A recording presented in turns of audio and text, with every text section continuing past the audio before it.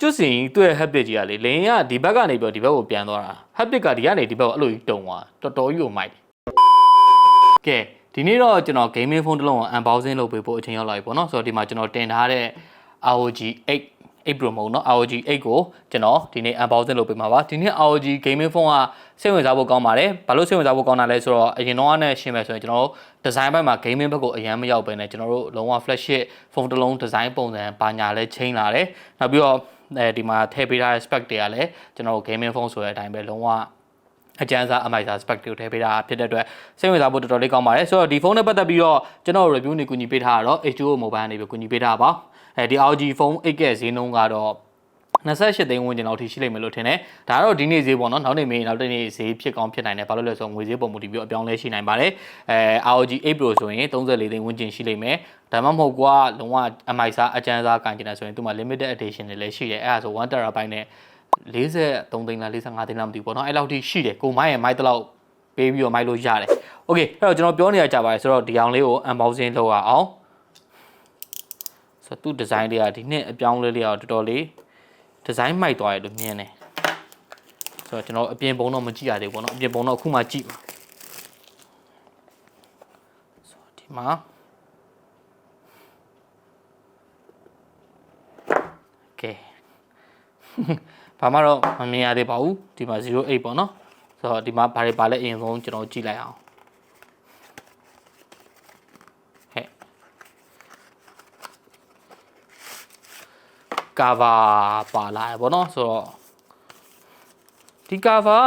ကျွန်တော်တို့ဆီလီကွန်မဟုတ်ဘူးပလတ်စတစ်ကာဗာလေးပါလာတယ်ကောပေါ့နော်ကောသားဖြစ်တဲ့အတွက်ဒီဆီလီကွန်ကာဗာကြီးထက်တော့နည်းနည်းတော့ပို့ပြီးတော့မိုက်မယ်ပေါ့နော်နော်โอเคဒီကာဗာလေးတစ်ခုပါလာပါမယ်ဖုန်းကိုထုတ်ဖို့တော့ဟောဒီဘက်ပြီးမှာဟို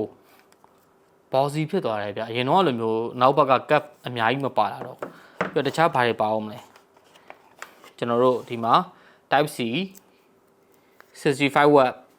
adapter ပါလာပါမယ်ပြီးတော့ကျွန်တော်တို့ braided C2C cable ပါလာပါမယ်ဆိုတော့ပါဝင်တဲ့ပစ္စည်းတွေကတော့ဒါအကုန်ပါပဲဒါလေးကိုနည်းနည်းကျွန်တော်ဒီဘက်ပို့လိုက်မယ်ဖုန်းလေးကိုစကြည့်အောင်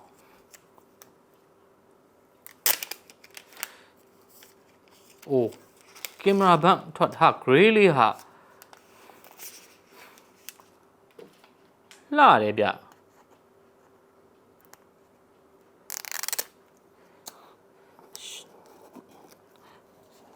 ကဲဗျာပြီးသွားပြီအပေါ်ဘက်မှာ glossy design အောက်ဘက်မှာကျွန်တော်လုံးဝ sandstone လိုမျိုး texture ထည့်ပေးထားတယ်တန်းဆန်ကိန်းဆိုတာပါလာတယ်ဒီမှာ RGB light နဲ့ဒီ ROG logo ထည့်ပေးထားတယ်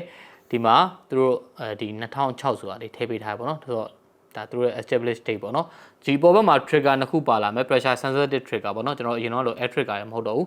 ဒီ pressure နဲ့သုံးရတဲ့ trigger အခုနောက်ပိုင်း gaming phone တွေပြောင်းသုံးလာတယ် design တစ်ခုသူနီးပညာတစ်ခုသူပြောင်းသုံးလိုက်တယ် power button ပါလာမယ်ဒီဘက်မှာကျွန်တော်တို့ power volume button ပါလာမယ် type C ပေါက်ကိုကျွန်တော်တို့ဒီအောက်မှာထည့်ပေးထားတယ်ဒီအောက်ဘက်မှာလည်း type ဒီဘေးဘက်မှာပေါ့နော်ကျွန်တော်ဖုန်းရဲ့ဘေးဘက်မှာလည်း type C ပေါက်တစ်ပေါက်ထည့်ပေးထားတယ်ဆိုတော့ type C သွင်းချင်ဒီကသွင်းဂိမ်းစော့နေခြင်းတို့ဒါဆိုအဆင်ပြေတယ်ဒါလည်းမိုက်တာပဲဆိုတော့အလေးချင်းကအရင်အလေးကြီးတော့မဟုတ်ဘူး229 gram လောက်တော့225 gram လောက်တော့ရှိမယ်ထင်တယ်225 226 229ပေါ့နော်အလွန်ဆုံးအဲ့လောက်တော့ရှိလိမ့်မယ်ကင်မရာဘန်ကတော့တော်တော်လေးထွက်တယ်အဲ့ဒါဘာလဲဆိုတော့6 is it gimbal ပါလာတဲ့ main sensor ပေါ့နော်50 megapixel main sensor ကိုထည့်ပေးထားတယ်ဒီကောင်လေးတွေကကင်မရာဘိုင်းမှာ global version ပေါ့နော် global version ဆိုပေမဲ့ကျွန်တော်ဒီ Southeast Asia နဲ့ China မှာဆိုရင်ကင်မရာမှာဒီ ROG 8မှာက telephoto မပါလာတော့ဘူးဟိုတခြားနိုင်ငံတွေပေါ့နော်ဒီ SEA နဲ့ China ပြင်ပမှာတော့ tele sensor ထည့်ပေးထားတယ်ဆိုတော့ကျွန်တော်တို့စပြီးတော့ setup လေးလုပ်ကြည့်အောင်အရင်ကတည်းကဆိုင်တော့အများကြီးပူလာသွားတယ်လို့ထင်တယ်ကျွန်တော်ကတော့ဟို gaming ဘက်ကိုအရင် gaming ဘက်အရင်မဆန်တော့ဘူးဗျာအဲ့ things ကိုလှကြပဲဒီနောက်က chroma တော်တော်လှတယ်အယောင်လေးကျွန်တော် setup လေးတစ်ချက်လုပ်ကြည့်မယ်ပေါ့နော်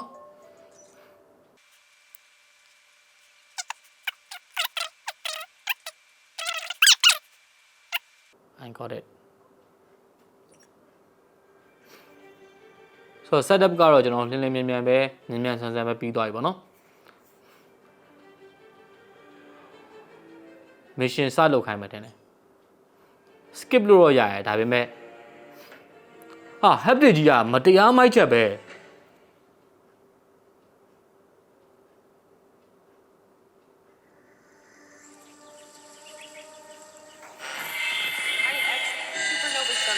The world's in peril. We require your hacking prowess to reset the AI and bring peace back to the ROG city. Intel says it's in high-level defense mode. We've got our new tech, Anime Vision, designed to breach those defenses, dive into the core, and restore stability. Go now and save our OG city. Best of luck.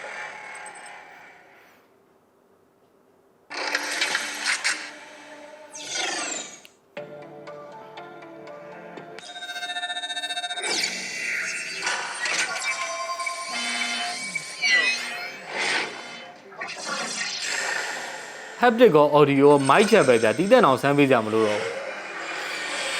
haptic ကဒီလိုဘဲညာကိုပြေးနေတာပေါ့နော်လင်းဒီဘက်ကဒီဘက်ကိုပြေးရဆိုရင်အခုပြန်တော့မှဒီဘက်မှာဆိုဒီဘက် haptic တုံနေရယ်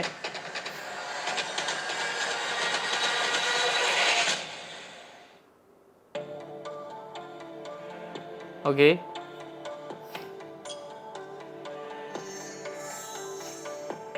ဒီမှာ trigger ဟဲ့လက်ကဟုတ်ပြီ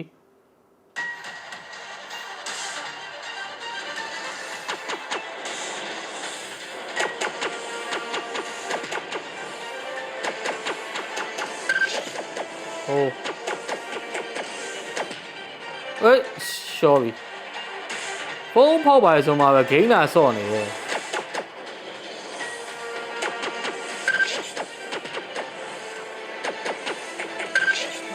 ပြစ်အော်ဒီဒီဟာနဲ့ပြစ်ရမှာ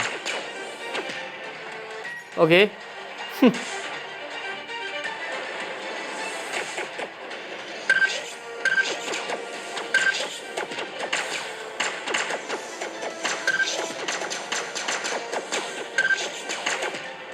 တော်ပြီ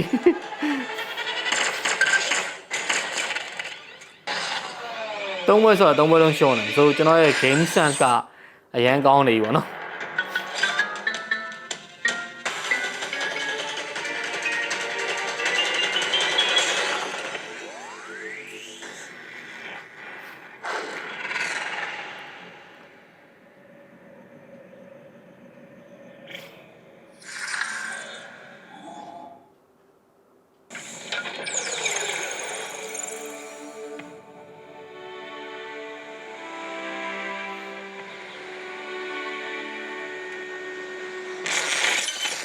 Urgent update, X. Be prepared to confront a new crisis.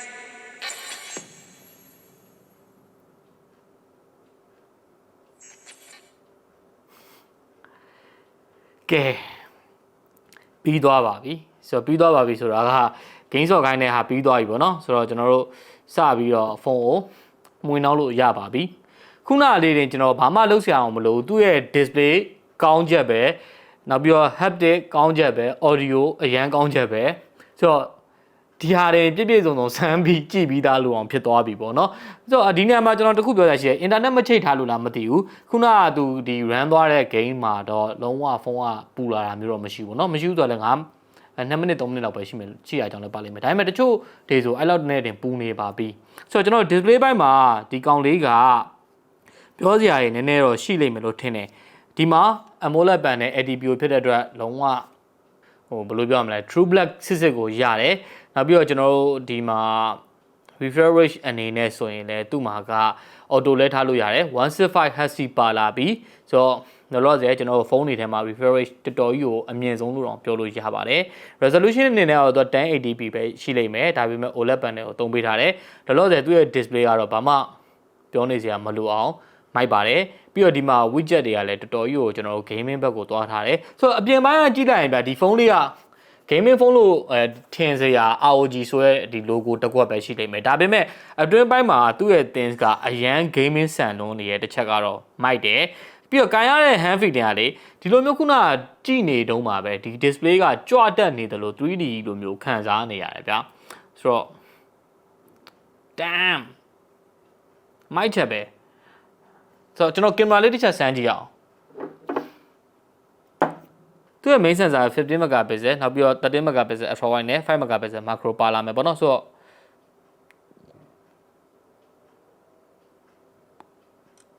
ကင်မရာပိုင်းနဲ့ကောင်းပါပါခင်ပဲပါလို့လားမသိဘူးငိမ့်ချက်ပဲโอ้damn ဟုတ်ကြ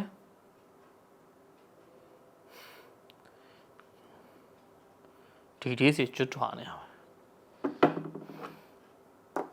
ဟေးဘယ်လိုလဲဒီရုပ်နှို့လေးကချစ်လို့တကြ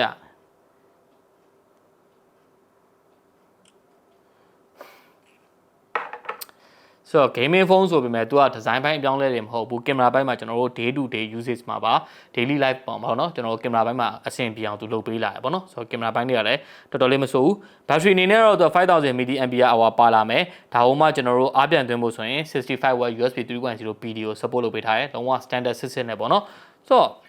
အရင်လည်းမထူနေဘူးဗျာသူ့ရဲ့ battery က5500 mAh ဆိုပေမဲ့လေကျွန်တော် cover လေးတက်ပြီးတော့ခိုင်းကြည့်အောင်ကာဗာနဲ့တော့တစ်မျိုးပဲဆိုပါဦးမိုက်တယ်ဆိုတော့ဒီဖုန်းလေးကတော့ review လုပ်ဖို့ကနည်းနည်းလေးကြာပါဦးမယ်ဒီရှေ့မှာကျွန်တော်တို့ ROG 9 Pro ရောကျွန်တော် iQ Neo 9 Pro ရော ROG 9 Pro ပေါ့နော်ဟုတ်တယ် iQ Neo 9 Pro ရောအဲ့ဒါလည်း review လုပ်ဖို့ရှိတယ်အဲ့ဒါ review လုပ်ပြီးတော့ဆိုတော့ဒီ ROG အဲ့ကိုကျွန်တော် review လုပ်ပေးသွားပါမယ်ဗီဒီယိုအဆုံးထိကြည့်ပြတော့လည်းကျေးဇူးအများကြီးတင်ပါတယ်ဒီဖုန်းနဲ့ပတ်သက်ပြီးတော့သိချင်တာရှိရင်လည်းကျွန်တော်ရဲ့ဒီဗီဒီယိုအောက်မှာ comment မှာမေးထားပြလို့ရပါတယ်ကျွန်တော် review လုပ်တဲ့ခါကျရင်ထည့်ပြီးတော့ဖြည့်ပေးသွားပါမယ်